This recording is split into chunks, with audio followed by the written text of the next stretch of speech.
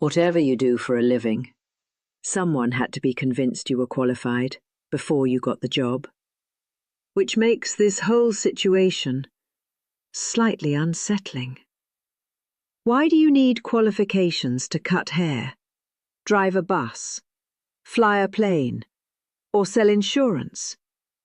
But to run a nuclear-armed nation, to lead a country with a large economy and millions of people, you basically just need to be old enough and vaguely convincing. This is Pocket Podcasting Company, and I am Dana.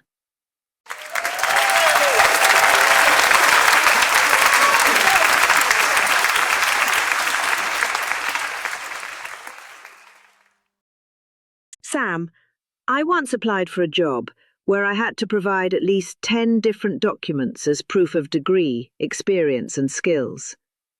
Why is that not a requirement for people leading nations? Okay, first twist.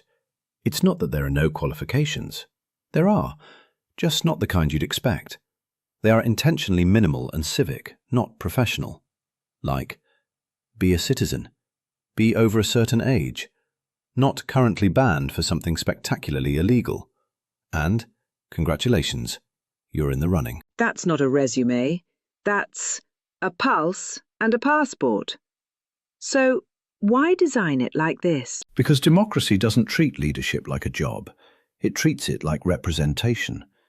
We hire professionals based on skill, but we choose leaders based on trust. Which sounds sensible, until you realize democracy protects the people's right to choose wisely, and unfortunately also their right to choose chaotically. Yeah, it's like a group project, where the loudest person becomes the leader. But surely we could just add some requirements. That's where it gets tricky, because the moment politics has a job interview, the next question is, who owns HR?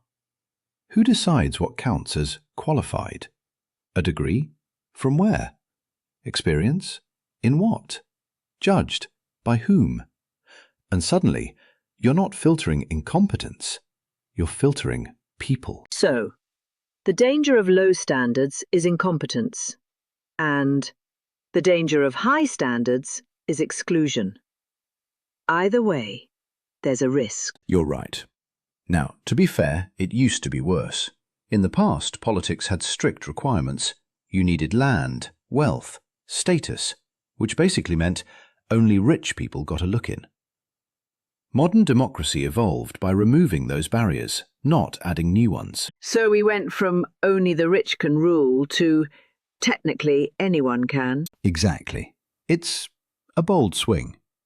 Now, some democracies do try to balance this. If you were to run for president in France, you must be a French citizen at least 18 years old and must have full civil and political rights.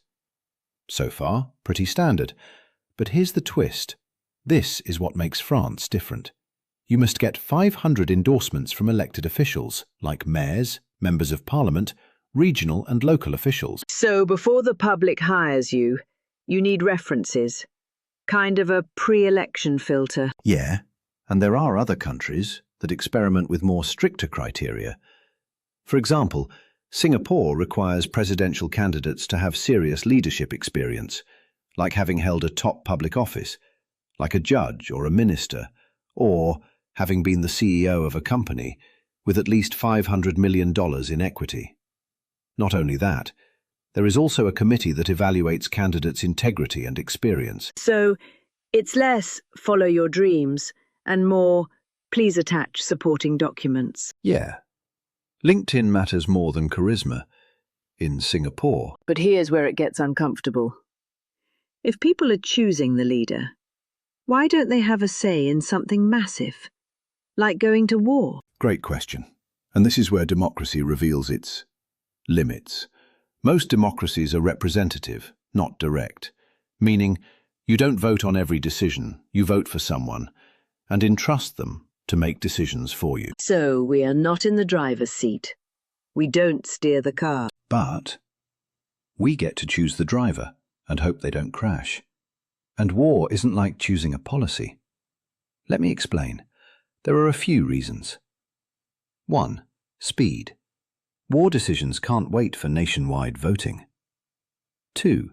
Secrecy. You can't publicly debate classified intelligence. 3. Complexity. These decisions involve military strategy, alliances, and risk calculations. So instead, systems rely on leaders, parliaments, checks and balances, but not direct public votes, which means people might not agree with a war, but it happens anyway. Unfortunately, that is how democracy works. But why are people okay with this? Because we don't evaluate leaders like professionals, we evaluate them like humans. If someone sounds like they know what they're doing, we often assume they do. So we're not choosing the most capable person, we're choosing the most believable one. And that might be fine, until it isn't. A bad doctor could harm a patient, but a bad leader could harm an entire nation. And that's the paradox. A president doesn't have to know everything, but they do have to know whom to listen to, which, weirdly, is not always easier. So the real qualification to run a country isn't a degree. It's convincing millions of people that you probably know what you're doing and winning trust. So what happens when a leader breaks that trust? Then, democracy does something uncomfortable. It waits. That's it. Not entirely. There are checks, courts, media, opposition, and elections, but none of them are instant. But let's look at the brighter side. The same system that lets you get it wrong is the one that lets you fix it. Elections and voting isn't about getting it right every time. It's about never being stuck with a mistake forever. So, the next time you vote, make it count. So what do you think? Should running a country come with more qualifications? Or is this exactly how democracy should work? Drop them in the comments section below. We'll see you again soon, with another question you didn't know you had. And, if you like our content, please do not forget to like this video and subscribe to our channel. See you soon!